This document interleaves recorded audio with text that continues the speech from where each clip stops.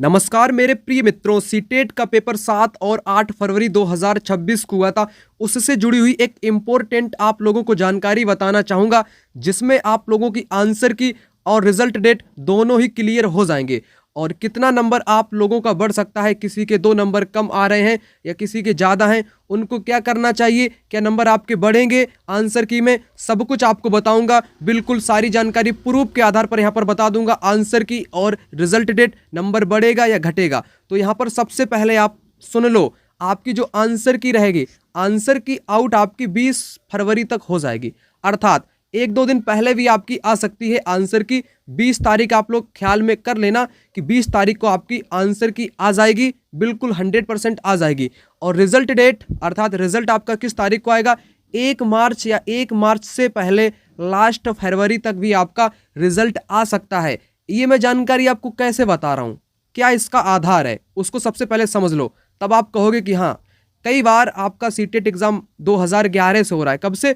2011 से CTET exam हो रहा है, तो उसका एक आधार रहा है। क्या आधार रहा है यहाँ पर समझो। पिछले रिकॉर्ड के अनुसार, जैसे इससे पहले एग्जाम आपका हुआ था दिसंबर 2024 में, 14 और 15 तारीख को एग्जाम हुआ था। उसकी आंसर की 30 दिसंबर को आ गई थी। तो आंसर की आने में 15 दिन का टाइम लगता है। क्या? 15 दिन का टाइम लगता है आंसर की को आने में, क्योंकि आपकी जो OMR सीट है ना, इनको स्कैन किया जाता है, इनको मतलब कि ऑनलाइन किया जाता है आपकी आंसर की को। इसको करने में लगता है टाइम, क्योंकि बहुत सारे 25 लाख से अधिक आवेदन आए थे, आपको पता है। तो 15 दिन तो आपका हमेशा ही लगा है, इतना ही लगेगा। तो कितने दिन बाद? 15 दिन के बाद आपकी आंसर की आपके सामने आ जाएगी पेपर के बाद। उसके बाद रिजल्ट आपका इससे पहले 9 जनवरी को आ गया था, अर्थात 25 दिन में आपका रिजल्ट आउट कर दिया जाता है। इसीलिए मैंने आपको कहा, और ये हमेशा इसी प्रकार का रहा है।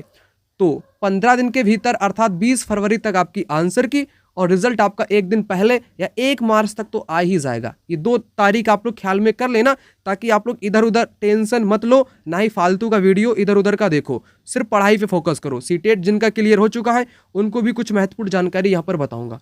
ठीक, तो इतनी जानकारी इंपॉर्टेंट थी। अब कई मित्र ऐसे हैं जिनको 82 नंबर चाहिए थे, उनके 78 आ रहे, 79 आ रहे, यानी कि 2-3 नंबरों का मामला है।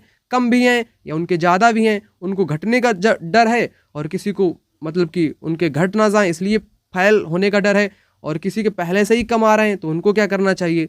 और 90 वाले भी परेशान हैं, 88 हैं, किसी के 89 हैं, किसी के 92-93 हैं, वो भी परेशान हैं। तो परेशान मत हो आप। इस डेट को मैंने बता दिया ना आपको कि 20 फरवरी को आपकी फाइनल आंसर की आ जाएगी, उसमें आप लोग मैच कर लेना। अगर इसमें आपको फेल या पास होने जैसी भी स्थिति हो सकती है।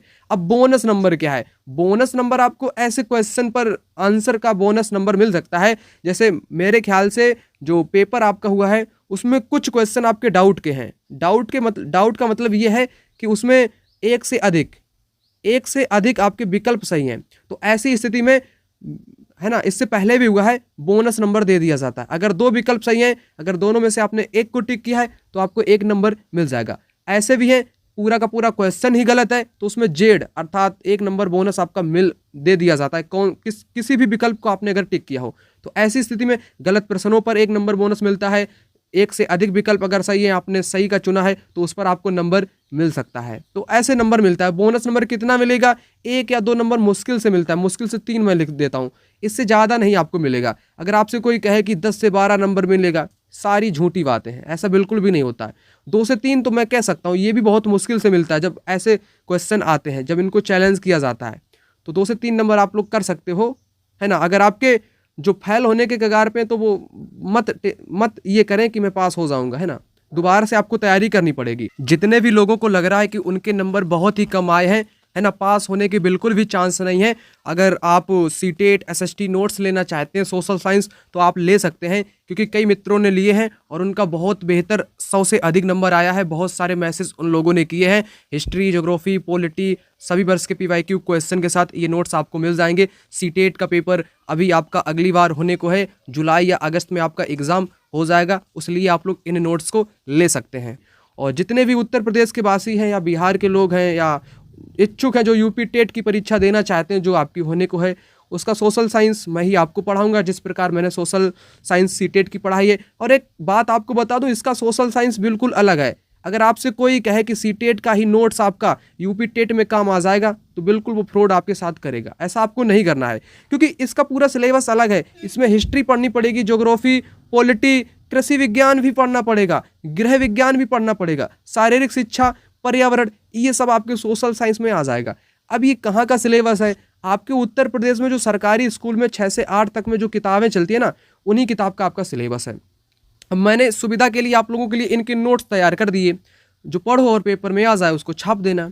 ठीक, तो आप लोग नोट्स को भी ले सकते हो, स्पेशल एसएसटी नोट्स। ये नोट्स आपको 1 मार्च से मिलेगा। कब? 1 तारीख से आपको ये नोट्स मिलना शुरू हो जाएगा। अगर आप लोग अभी से लेना चाहते हो, लेकिन मिलेगा आपको 1 मार्च को, लेकिन अभी इसका प्राइस 199 रुपये है और 1 मार्च के बाद इसका प्राइस 299 रुपये हो जाएगा। तो मैं आपसे कहूँगा अभी आपके पास टाइम है, दिए गए नंबर पे कॉल या व्हाट्सएप पर मैसेज करो, 199 रुपये पेमेंट कर दो, तो 1 तारीख को आपको नोट्स फटाक से मिल जाएगा। अगर 1 मार्च के बाद लेते हो तो आपको 299 का पड़ेगा। 100 रुपये का इन 15 दिनों के भीतर आपको डिस्काउंट मिल जाएगा, क्योंकि ये सिलेबस थोड़ा बड़ा है, कंटेंट आपका तैयार हो रहा है ना। कंटेंट तैयार होने में ज़्यादा टाइम नहीं लगेगा, पूरा का हो चुका है तैयार, थोड़ा सा रह गया है ना। तो ये पूरा बिल्कुल सिंपलीफाई मैंने कर दिया, टू द पॉइंट, हर चीज़ों को मैंने नोट डाउन कर लिया, सारी किताबों का अध्ययन मैंने कर लिया, जो कि बिल्कुल मैंने सरलतम रूप इनको प्रोवाइड कर दिया। पीवाईक्यू क्वेश्चन को देख करके सारी चीज़ अच्छे से सिलेबस के अनुसार, सारी चीज़ जहाँ से पेपर पूरा फंसे, अलग से ना आए, सारी चीज़ मैंने आपकी क्लियर कर दी। अब की बार का पेपर थोड़ा लेंथी आया था, लोग कह रहे थे कि पढ़ने में टाइम चला गया, नहीं कर पाए। तो पेपर को दोष आप लोग नहीं दे सकते हो। पेपर आपका हर दिन थोड़ा कठिन से कठिन बनाने का प्रयास किया जा रहा है। आपको थोड़ी खुद से मेहनत करनी पड़ेगी, खुद से टाइम को मैनेजमेंट करना पड़ेगा। एक उदाहरण देकर मैं आपको समझाना चाहूँगा। जैसे आपको तैरना है और तैरना आपको बिल्कुल भी नहीं आता है, और आप गए हो नदी के पास और आप नदी में कूदना नहीं चाहते हो। जब तक आप कूदोगे नहीं तो तैरना कैसे सीखोगे? और आपको तैरना सीखना है, जब तक नदी में कूदोगे नहीं तब तक नहीं तैर पाओगे। और बाहर आप ज़मीन पे खड़े हो, घाट पे खड़े हो, नदी में कूदना नहीं चाहते हो, ना तो आप घर के हो ना घाट के हो, ना तो आप नदी के हो पा रहे हो ना तो आप ज़मीन के हो पा रहे हो। आपका मन है नदी में तैरने का, लेकिन सीखना भी है आपको नदी में तैरने का, और नदी में कूदना नहीं चाहते हो तो कैसे काम चलेगा? सिर्फ कहने से कोई चीज़ नहीं होती है, करने से होती है। तैरना है तो नदी में आपको कूदना पड़ेगा। पेपर अगर क्रैक करना है तो आपको पेपर में कूदना पड़ेगा। अच्छे से आपको प्रिपरेशन करनी पड़ेगी।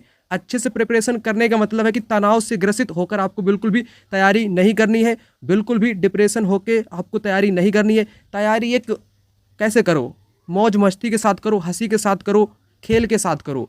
इसको थोड़ा वैसा मत लो, गंभीरता के साथ मत लो। अगर किसी चीज़ को आपने गंभीरता से लिया तो आप चूक जाओगे। बिल्कुल सहज तरीके से इसको लो, आनंदित होकर के तैयारी को करो, तब आप चीज़ों को अच्छे ढंग से समझ पाओगे, तब आपका जीवन एक बेहतर ढंग से चलेगा। और चीज़ों को आप लोग अच्छे से समझोगे तो पेपर क्या, ये बहुत छोटी चीज़ है, आप अच्छे से सारी चीज़ को समझ पाओगे और पेपर बिल्कुल आसान तरीके से क्रैक कर पाओगे। ठीक है ना?